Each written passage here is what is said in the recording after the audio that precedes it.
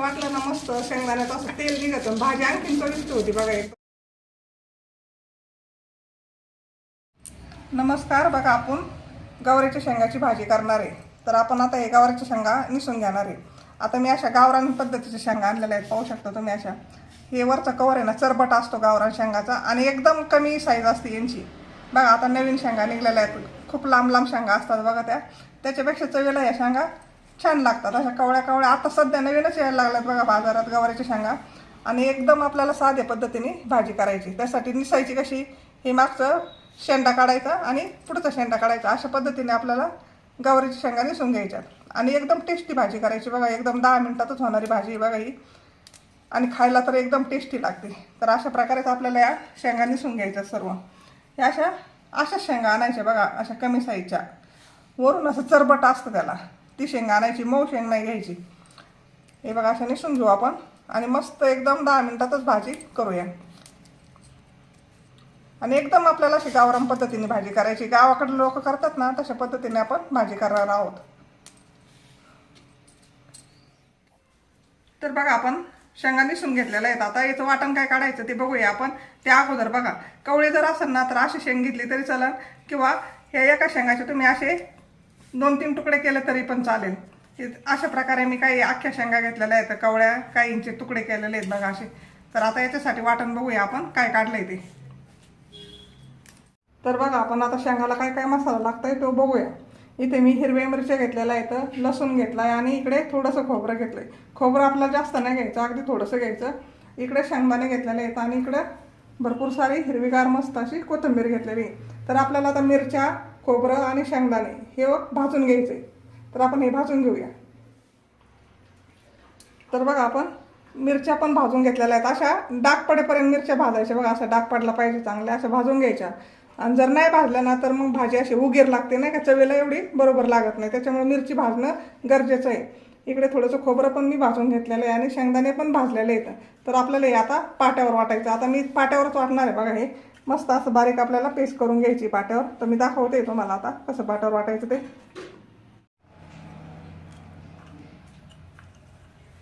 आधी आपल्याला खोबरं ठेसून घ्यायचं थोडंसं.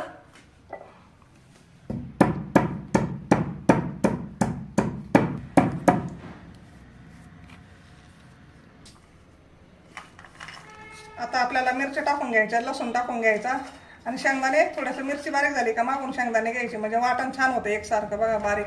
आता याच्यावर आपल्याला चवीनुसार थोडंसं मीठ घालायचं.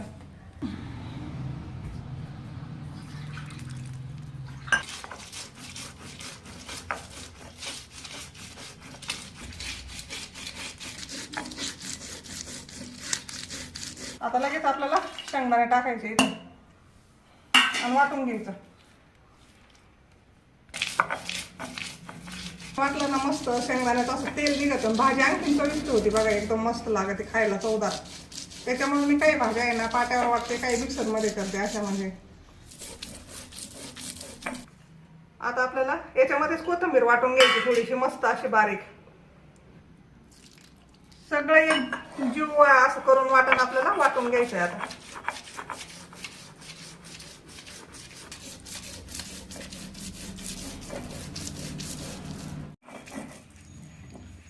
तर बघा आता वाटून झालंय, आपल्याला काढून घ्यायचंय.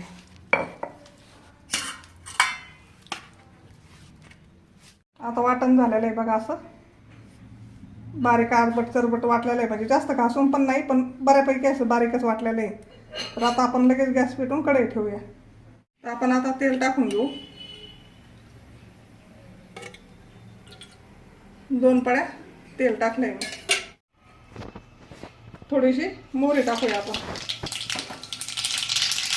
मोहरीला चांगलं तडतडून द्यायचं आहे आपल्याला. कढीपत्ता टाकायचा थोडासा, थोडीशी हळद टाकायची, थोडीशी कोथिंबीर टाकायची. हे शेंगा आपल्याला याच्यात टाकून द्यायचे. शेंगा मी धुवून घेतलेलं आहे. त्याला आपल्याला समस्त हलवून घ्यायचं बघा. एक नंबर चवीच्या शेंगा होत्या बघा, एकदम गावाकडच्या पद्धतीने आपण शेंगा करतोय आणि एकदम सिंपल करा. सिंपल केलं ना, जेवढी सिंपल भाजी करतात ना तेवढी छान आणि चवीला एक नंबर लागते बघा. त्याला थोडंसं आपण असं फ्राय करून घ्यायचं बघा. मस्त असं हे झालेलं आहे, फ्राय झालं आहे. याच्यामध्ये आपण आता थोडंसं पाणी घालू. याच्यात आपल्याला थोडंसं पाणी टाकायचं. असं थोडंसं पाणी टाकू आणि याला उकळी आली का मग आपण याच्यामध्ये वाटण टाकून देऊ. आपल्याला काही वाटण फ्राय वगैरे करायची काही गरज नाही, असंच वाटण टाकून द्यायचं बघा याच्यामध्ये.